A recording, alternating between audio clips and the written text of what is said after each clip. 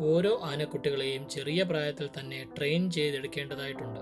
ആനകളെ ഒരുപാട് കാര്യങ്ങൾ പഠിപ്പിച്ചു കൊടുക്കാനായി പാപ്പാന്മാർ ഒരുപാട് കഷ്ടപ്പെടാറുമുണ്ട്.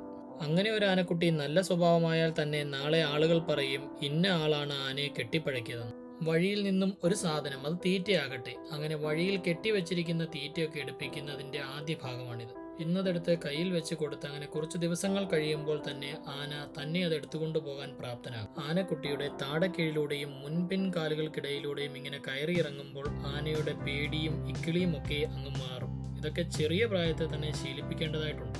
ഇങ്ങനെ ആനക്കുട്ടികളുടെ ഇക്കിളികളും പേടികളും ചെറുപ്പത്തിൽ മാറ്റിയില്ലെങ്കിൽ വലുതാകുമ്പോൾ അത് വലിയ ദോഷം ചെയ്യും. പ്രത്യേകിച്ച് അവയെ നാട്ടാനയായി വളർത്തി വരുമ്പോൾ. ചെറിയ ആനക്കുട്ടികളെ കിടത്തി കുളിപ്പിക്കുക വളരെ ബുദ്ധിമുട്ടാണ്. കിടന്നു കിട്ടിയാൽ ഓക്കെ, നിർത്തി കുളിപ്പിക്കുമ്പോൾ പാപ്പാന് അപകടങ്ങൾ ഉണ്ടാകാൻ സാധ്യതയേറെയാണ്. ആനക്കുട്ടികൾ പെട്ടെന്ന് വെട്ടിത്തിരിയുകയും കാലിൽ ചവിട്ടുകയും ഒക്കെ ചെയ്യും.